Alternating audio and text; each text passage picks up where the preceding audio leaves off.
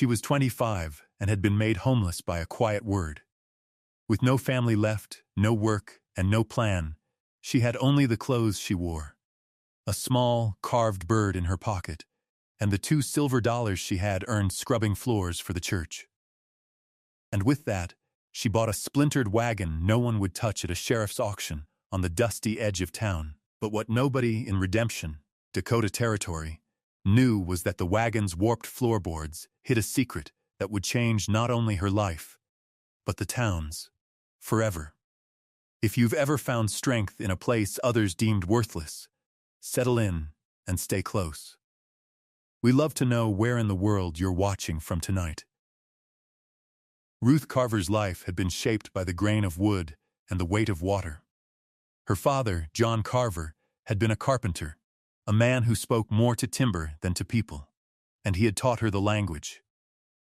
He taught her the difference between the tight, resilient grain of oak and the soft give of pine, how to read the history of a tree and its knots and scars. He'd taught her the names of tools not as a lesson, but as a conversation, the draw knife that peeled back bark in long, fragrant curls, the satisfying heft of a mortising axe, the fine, dusty work of a smoothing plane. Before the fever took him when she was 16, he had pressed a small, perfect wren, carved from a scrap of maple, into her hand. It was no bigger than her thumb, its tail cocked, its tiny eye a speck of drilled shadow. It was the only thing of his she had left, and it lived in the pocket of her apron, its smooth, worn surface a constant, silent comfort. Her mother had passed years before that, a ghost of memory tied to the scent of baking bread and the hum of a lullaby. With both gone, Ruth was left with her father's practical knowledge and a profound solitude. She found work where a strong back and a tolerance for anonymity were the primary qualifications. She became a laundress. For 9 years, she lived in the steam and scald of other people's lives, her hands perpetually chapped by lye, her world defined by the repetitive rhythm of scrubbing, wringing, and folding. She worked for the handful of prosperous families in the small town of Redemption, including its most powerful man, the banker Silas Croft. She was good at her work, quiet and invisible, a fixture as reliable as the weekly church service, and in her quiet way, she had believed this diligence was a form of security. The ejection, when it came, was as quiet and bloodless as a line drawn in a ledger. It happened not on a dusty street, but in the hushed, carpeted confines of Silas Croft's office at the back of the bank. The room smelled of leather and cigar smoke, a world away from the lie and steam that defined her own. Mr. Croft, a man whose round, soft face belied a flint-hard core, did not raise his voice. He sat behind his enormous mahogany desk and explained the situation as if he were discussing the weather. An examiner from the territorial capital was due to arrive, a standard but thorough review of the bank's accounts. There was a small discrepancy, he said, a matter of a payment that needed a corresponding receipt for services rendered. He slid a piece of paper across the polished wood. It was a receipt for $80, made out to her, Ruth Carver, for specialized cleaning and fabric restoration services on behalf of a mining concern she had never heard of. Her signature was all that was required. $80 was more than she earned in half a year. It was a sum that could buy a small plot of land, a fresh start, a life beyond other people's dirty linen. She looked at the paper, at the elegant script, and the damning blank line at the bottom.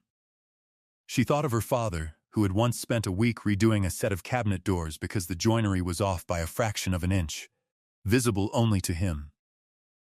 It must be true, he had told her, running his hand over the perfect seam. Even if no one else sees it, you know. Ruth looked from the paper to Mr. Croft's expectant face. "I can't sign it, sir," she said, her voice barely a whisper, but clear in the silent room. His smile did not fade, but it tightened at the corners. He offered her $10 in cash to sign. She shook her head. He pushed a stack of $20 across the desk. Again, she refused. The smile vanished. "Very well, Miss Carver," he said, his tone turning cool and administrative.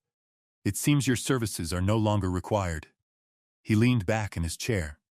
"And I feel it is my duty to inform my associates, Mrs. Gable and Mrs. Pruitt among them, that I have found your work to be unsatisfactory.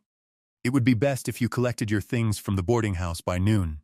My cousin owns it, you know. He prefers tenants of good character." There was no argument. There was no plea. The judgment was absolute. Ruth simply nodded, turned, and walked out of the office, the scent of leather clinging to her clothes. She gathered her few possessions, a change of dress, her father's carving knife, a bar of soap.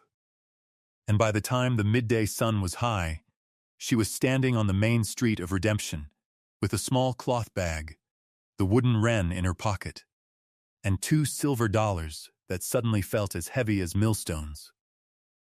Her journey was not one of miles, but of steps that measured the fraying of her entire world. She walked from the boarding house, down the single dusty street that constituted the heart of Redemption, a town whose name felt like a bitter joke. The walk, which she had made 1,000 times, was now alien territory. The familiar false-fronted buildings, the general store, the land office, the saloon, seemed to lean away from her. She saw Mrs. Gable, whose children's clothes she had mended just last week, hurry across the street to avoid her path, her face a mask of determined indifference. A man tipping his hat to a neighbor looked straight through Ruth, as if she were a pane of glass. The banker's word had traveled faster than a prairie fire, and it had consumed her place in the world just as completely. She felt the sun beating on the crown of her head, the fine alkali dust coating her worn boots and the hem of her skirt. The town was small, but the social distance she was traversing was immense. With each step, she was moving from being a person, albeit a quiet one, to being a problem, a piece of refuse to be ignored. Her fatigue was bone-deep, a weariness that had little to do with the physical act of walking and everything to do with the sudden crushing weight of being utterly alone. The wooden wren in her pocket felt small and insufficient against the vastness of the prairie sky that opened up at the end of the street. She kept walking, past the last house, past the blacksmith's forge that rang with a steady, indifferent rhythm. Ahead, on a patch of sun-scorched earth near the town's meager corrals, a small group of men had gathered. It was the sheriff's auction, a periodic clearing out of unclaimed property, livestock, and the sad remnants of lives that had failed. It was a place of endings, and she walked toward it because it was the only place left to go. The auction was winding down, a desultory affair under the flat, unforgiving sun. Sheriff Elias Vance, a man whose posture seemed permanently stooped by the compromises of his office, was trying to offload the last and least desirable item. It was the wreck of a prairie schooner, not one of the grand Conestoga wagons, but a smaller, humbler farm wagon that had clearly been abandoned for years. Its canvas cover was long gone, rotted away to a few pathetic shreds clinging to the splintered hoops. The pine sideboards were bleached gray and cracked, one of them hanging loose from its iron fittings. A rear wheel was canted at a sickening angle, its hub split and several spokes missing. It smelled of decay, of mice and rain, and the slow, inexorable return of wood to dust. "All right, folks, last item," the sheriff called out, his voice tired. "Let's get this cleared. What am I bid for this wagon?" "Frame is solid oak, could be salvaged," a few of the men chuckled. One of Croft's clerks, a thin man named Peters, who had been sent to observe the proceedings, let out a derisive snort. "You'd have to pay someone to haul it away, Sheriff," someone called from the back. $5 to start?" Vance asked, his gaze sweeping the sparse crowd. He was met with silence. 3? More silence. He sighed, wiping a trickle of sweat from his temple. $2. $2, and it's yours. Final offer. From the edge of the group, Ruth stepped forward. The men turned, their expressions a mixture of surprise and pity. She ignored them, her eyes fixed on the wagon. Beneath the splintered pine and the rust, she saw what her father had taught her to see. She saw the dark, tight grain of the undercarriage timbers, seasoned by years of sun and wind until they were hard as iron. She saw the heavy, hand-forged braces, rusted but thick and true. She saw not a wreck, but a foundation. $2, she said, her voice clear and steady. A murmur went through the small crowd. Peters, the banker's man, stared at her as if she'd lost her mind. Sheriff Vance looked at her for a long moment, his expression unreadable, then nodded. Sold to Miss Carver for $2. He didn't question it. He simply took the 2 heavy silver coins from her palm, his fingers brushing hers for a brief second. She was now the owner of a broken thing no one else wanted. It was a shelter, or the beginning of one.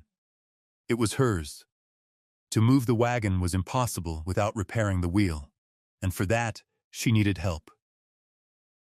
Ruth knew of only one man in Redemption who possessed the skill, and was likely desperate enough to work for a promise instead of cash: Tom Hollis, the wheelwright.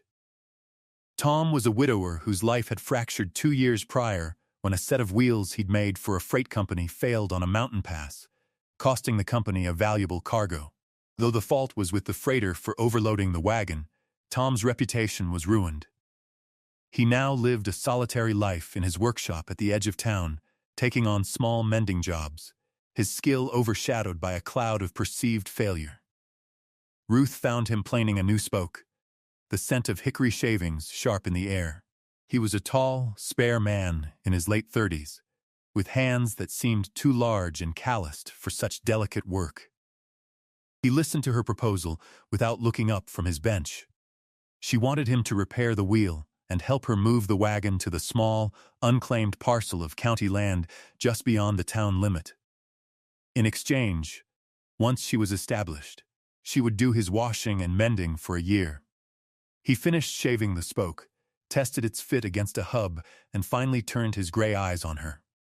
He saw not a beggar, but a woman with a practical, if daunting, plan. He looked past her and saw the wagon, and like her, he recognized the quality of the bones beneath the decay. "All right," he said, his voice rusty from disuse. Tomorrow morning, the next day, they set to work. Tom, with a quiet competence that belied his reputation, showed her how to knock the iron tire from the broken wheel and assess the damage to the hub. While he began the precise work of fitting new spokes, he tasked her with clearing the wagon bed. The floor was a mess of warped, splintered planks, thick with dirt and old leaves. Using a heavy pry bar that had been her father's, Ruth began to lever them up. One plank, near the front, resisted. It was swollen tight, but it also felt different, less springy.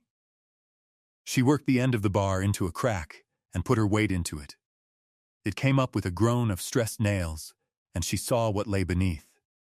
It was not the wagon's main frame. It was a sheet of dark, oiled canvas, stretched taut. Her heart gave a strange, quiet thump. She looked over at Tom, who was intent on his work, and then back at the canvas. Her fingers, trembling slightly, pulled at a corner. It peeled back to reveal a shallow, hidden compartment, a false floor no more than 4 inches deep but running the full length of the wagon bed. The air that rose from it was stale, smelling of paper and leather and something else, something faintly metallic and sad. Inside, packed with a desperate neatness, were 3 oilcloth-wrapped parcels and a small, plain wooden box. She lifted the first parcel. It was heavy, rectangular. Unwrapping it, she found 2 thick ledgers, their leather covers embossed with the words Miller Milling and Timber. She set them aside and reached for the wooden box. The lid was not latched. She lifted it. Nestled on a bed of yellowed cotton was a pair of small, sturdy boys' shoes and a pair of tiny girls' boots, the leather scuffed at the toes. On one of the little boots was a dark, unmistakable stain. Her breath caught in her throat. Finally, she lifted the last parcel. It was a bundle of letters, dozens of them, tied with a piece of simple twine. On top of the stack was a single, folded sheet of paper, a letter in itself, the faded ink addressed not to a person, but to a prayer, to a finder with a good heart. That night, Inside the fragile shelter of the broken wagon, Ruth lit a small lantern and began to read. The world outside fell away, replaced by the careful sloping handwriting of a woman named Eleanor Miller. The letters, written to a sister in Ohio over the course of a year, chronicled a story of hope curdling into fear. The Millers, Eleanor, her husband Jacob, and their two small children, Samuel and Clara, had arrived in Redemption with their life savings, intending to build a grist mill on the creek north of town. They were hard-working, honest people who had entrusted their capital to the town's only banker, Silas Croft. At first, the letters were full of optimism. Jacob was clearing the land. The people seemed friendly. Their banker was a pillar of the community. Then the tone began to shift. The funds for lumber and equipment, held by Croft, were dispersed slowly, always with unexpected fees and administrative costs. A survey Croft had arranged showed a boundary dispute, requiring a costly legal filing he handled for a steep price. Piece by piece, the letters painted a devastating picture of methodical theft, all of it cloaked in the legitimacy of banking paperwork. Jacob, a proud and trusting man, had begun to suspect. He had started his own ledger, cross-referencing Croft's statements with his own records of work and materials. The two ledgers now sitting beside Ruth on the wagon floor were the proof. The final letters were frantic, written in a shaky hand. Jacob had confronted Croft with his evidence. The banker had been calm, dismissive, but the next day, two grim-faced men had appeared at the Millers' camp, telling them they were trespassing and had one day to leave the territory. Eleanor, sensing a terrible finality, had packed the ledgers and her letters into the false bottom of their wagon, a secret compartment Jacob had built for valuables on the journey west. The last letter ended abruptly. "They are coming back for us. I do not know where they mean to take us. I have put the children's good shoes in the box, in case we have to walk far. May God have mercy on us." There were no more letters. The bloodstain on little Clara's boot told the rest of the story. As Ruth sat in the silent dark with this terrible knowledge, the rebuilding began, not just of the wagon, but of a buried truth. Tom Hollis, returning the next morning, found her not defeated but filled with a cold, hard purpose. He saw the ledgers on the floor, the children's shoes placed carefully to one side. She explained what she had found, her voice low and even. He listened, his face grim, and when she was finished, he simply picked up his hammer. "Let's get this floor fixed right," he said. The work became their shared language. He taught her how to select the best seasoned oak from his own dwindling supply, how to measure and cut the planks for a perfect fit. They worked in tandem, the rhythmic rasp of the saw and the steady tapping of the hammer a counterpoint to the ugly secret they now held. Tom showed her how to steam and bend new hickory hoops for the canvas cover, the wood groaning as it took its new shape, a sound like a memory being forced into the light. Craft became a form of justice. Every nail driven home was an act of defiance.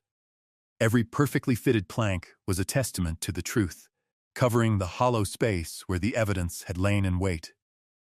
The wagon, under their patient hands, began to transform from a wreck into a refuge. Tom helped her secure a large sheet of heavy canvas, and together they stretched it over the newly bent hoops, pulling it taut and fastening it down.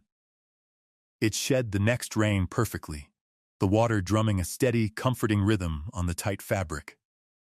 Her new home was small, no bigger than a large closet, but it was dry and it was hers. The work forged a bond between them, a quiet partnership built on shared labor and mutual respect. But their work did not go unnoticed, and soon they were no longer alone. The town blacksmith, a burly German immigrant named Karl Schmidt, whose forge was down the road, had been watching their progress. He was a man who respected honest work and had no love for the banker. One afternoon, he appeared at the wagon, carrying the rusted iron fittings from the original sideboards. He had heated them in his forge until they glowed cherry red, hammered them straight on his anvil, and quenched them, black and strong again. "A good frame needs good iron," he said, his accent thick. He refused any payment beyond a future promise of mended shirts. A few days later, Martha Gable, the same woman who had hurried away from Ruth on the street, appeared with a small, cloth-wrapped parcel. She was the wife of the general store owner and a woman who had long chafed under the social dominion of the banker's wife. She placed the bundle on the wagon steps without a word. Inside was a fresh loaf of bread, a slab of salt pork, and a small bag of coffee. The next week, she came again. It became a ritual, a silent offering of support that spoke louder than any declaration. Ruth, for her part, began to rebuild her own livelihood. Using a heavy iron pot and a fire pit Tom helped her build, she set up a small laundry operation. She couldn't compete for the business of the wealthy families, but she offered her services to the wives of laborers and farmhands, women who could not afford the main town laundress. She charged less, and her work was meticulous. Soon, a small but steady stream of women were making their way to the edge of town, their arms full of washing. They would speak in low tones, sharing news and worries as Ruth worked. The wagon was no longer an outcast's hovel. It was becoming a node in a different kind of community, one that existed in the shadow of the town's official power structure. People began to refer to the place not as the old wreck, but as Ruth's. She had a place, and she had a name again. She and Tom knew the ledgers were a weapon that had to be used carefully. The local sheriff was too deeply in Croft's pocket to be trusted. Their chance, Tom advised, would come with the circuit judge, due to arrive in a month. Until then, they would wait, and they would build. The community that settled around the wagon was one of quiet gestures and shared purpose. It was a society of the overlooked, drawn together by a common distrust of the town's polished facade. Carl, the blacksmith, would stop by on his way home, not to talk, but to check the ironwork on the wagon, tapping a brace with his hammer and nodding in satisfaction. Martha Gable's weekly offerings continued, sometimes supplemented with a jar of preserves or a few potatoes from her garden. Her husband, a timid man named Arthur, began to set aside slightly damaged goods for Ruth at the store. A dented can of peaches, a bag of flour with a small tear, selling them to her for a penny. Tom Hollis was a near-constant presence. The work on the wagon was long finished, but he found other reasons to be there. He built her a sturdy set of steps, a small fold-down table, a secure wood box. His own business began to revive as people saw the quality of his work on Ruth's wagon. Farmers who had once passed him by now stopped to ask about a new wheel or a repaired axle. His workshop, once silent, was again filled with the scent of cut wood and the sounds of labor. He and Ruth fell into an easy companionship, often sharing a simple supper of bread and stew by her fire pit as dusk settled over the prairie. Inside the wagon, Ruth had made a home. She had sewn curtains for the small opening at the back, and her father's carving knife lay on a shelf next to a tin cup holding a spray of wild asters. The wagon was no longer just a shelter. It was a living place, warm and functional, filled with the purpose she had given it. The day the circuit judge, a formidable man named Isaac Blackwood, arrived in Redemption, a quiet plan was set in motion. The official courthouse was the town hall, but Judge Blackwood, who disliked ceremony, often heard petitions and smaller cases in the saloon, finding its open nature more conducive to plain speaking. Tom, who had once done work for the judge, secured them a hearing. That afternoon, Ruth walked into the saloon, not as a laundress or an outcast, but as a citizen with a claim. She carried the Miller family's ledgers. Tom was at her side, and behind them, forming a silent, solid wall of support, were Carl the blacksmith, Arthur Gable from the store, and a half-dozen of the women whose laundry she now washed. Silas Croft was there, seated at a table with Sheriff Vance, a look of smug annoyance on his face. He watched as Ruth approached the judge's makeshift bench. She did not speak. She simply placed the two ledgers before Judge Blackwood, and beside them, the small, scuffed shoes of Samuel and Clara Miller. The truth, buried for years under a false floor and a town's willful silence, was finally brought into the light. The judge opened the first ledger. The saloon, usually a place of rowdy noise, fell into a profound silence, broken only by the rustle of turning pages. Judge Blackwood was a man known for his thoroughness, and he examined Jacob Miller's careful entries, then Silas Croft's official bank ledger, his brow furrowing as he compared the two. The pattern was undeniable, a slow, systematic siphoning of funds through inflated fees, phantom charges, and fraudulent transactions. The evidence was not merely an accusation, it was a meticulous, dated record of a crime. When he finished, he looked up, not at Croft, but at Ruth. "Where did you find these, Miss Carver?" he asked, his voice grave. Ruth explained, simply and without embellishment, about the $2 wagon and the false floor. She told him about the letters from Eleanor Miller, and then, her voice faltering for the first time, she pointed to the small shoes on the table.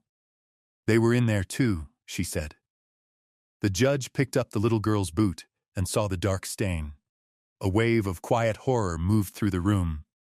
He turned his gaze, cold as a winter morning, upon Silas Croft. The banker's face had gone pale, his composure finally cracking. He started to bluster, to speak of disgruntled clients and fabricated evidence, but the judge cut him off with a sharp rap of his gavel on the table. He called Sheriff Vance forward and ordered him to place Croft under arrest for theft and to open an investigation into the disappearance of the Miller family. Vance, his face ashen as he saw his own complicity about to be exposed, hesitated for a fraction of a second before complying. The power that had held redemption in its grip for years had been broken not by a gunfight, but by a woman with a pry bar and the truth. In the weeks that followed, the town remade itself.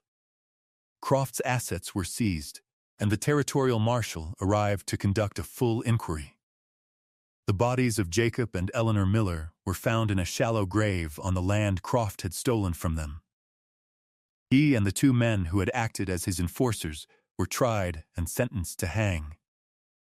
The town, cleansed of its long-held poison, began to breathe again. Tom Hollis, his reputation fully restored, was commissioned to build 3 new freight wagons for the company that had once shunned him. He offered Ruth a partnership, not just in business, but in life. One cool evening, as the last light faded from the sky, Ruth sat on the steps of her wagon home. A thin curl of smoke rose from the small stovepipe Tom had installed. He sat beside her, their shoulders nearly touching, sharing a mug of hot coffee. The air was crisp, carrying the scent of pine and distant wood smoke. Inside the wagon, on the small shelf she had built, the little wooden wren her father had carved sat beside the cleaned and polished shoes of the Miller children. One was an object of love given, the other an object of love lost, and together they formed a testament to lives that mattered. She looked out over the vast, quiet prairie at the town of Redemption in the distance, no longer a place of exile, but a community she had helped to heal. Ruth Carver was 25 and had been penniless.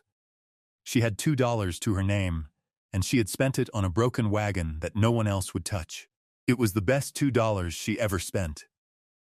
We believe that strength is often found in the places and people that others have written off. If this story of quiet courage found a place in your heart, we hope you'll subscribe and share it with someone who might need it. We'll be back soon with another story. Until then, let us know in the comments below, what is something of value that you have built from a thing that someone else had thrown away?